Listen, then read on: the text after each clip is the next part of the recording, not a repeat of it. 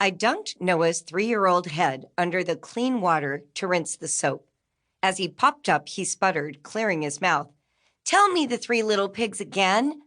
I obliged, as I had dozens of times before. Noah chimed in at the wolf's iconic refrain. I huffed and I puffed and I blew the house in. Noah didn't just say the words either. He sucked in big drafts of huffy-puffy air, and he blew out his huffy-puffy, water-wet, house-blowing breath at imaginary homes of straw, twigs, and bricks. We laughed and laughed.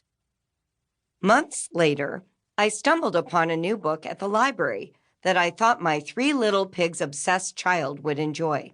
It was called The True Story of the 3 Little Pigs by John Sheska. We plunked down on the couch together, and I read it aloud. Noah's eyes widened with delight. The wolf's perspective! This pitiable wolf simply wanted to borrow a cup of sugar from his neighbors, the pigs, in order to bake his grandmother a birthday cake. I mean, what a nice guy! Poor Mr. Wolf suffered from a terrible cold. His sneezes toppled the first 2 houses, inadvertently killing the pigs who lived in them. The prudent wolf couldn't bear to allow all that ham to go to waste, so he ate the swine.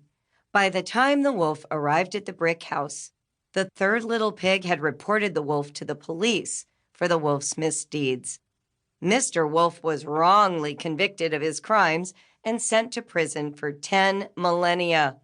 The wolf declared the injustice of his situation from his jail cell in a final plea to the reader. That's it. That's the real story. I was framed. Noah quickly became obsessed with the new book.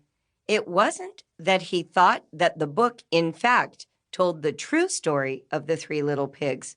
It was that by reading the wolf's version of the fairy tale, Noah became aware that there might even be another perspective.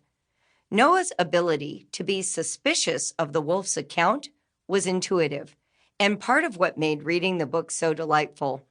Until that moment, Noah had aligned automatically with the omniscient narrators in all fairy tales. There had never been a reason to question the truth value of any story until he heard from the wolf. Noah had unwittingly stumbled onto the literary device known as the unreliable narrator. An unreliable narrator is the original, not self-aware thinker. The defensive, self-interested manner in which the wolf told his story is a dead giveaway to readers that the wolf is not using his own critical thinking faculties. Instead, he showcases a self-serving defense to disguise his misdeeds, obscuring the facts and reframing them to suit his declaration of innocence.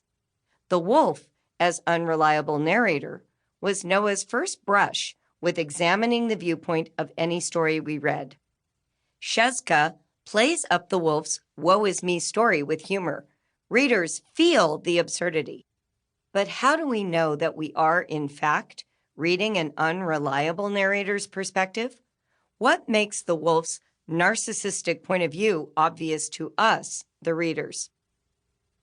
We've arrived at the fundamental question in learning. How do we know which source of authority to trust? Which perspectives of historical events, for instance, are accurate? How do we recognize a conspiracy theorist versus a whistleblower? How do we vet our elected officials for truth-telling versus egocentric lying?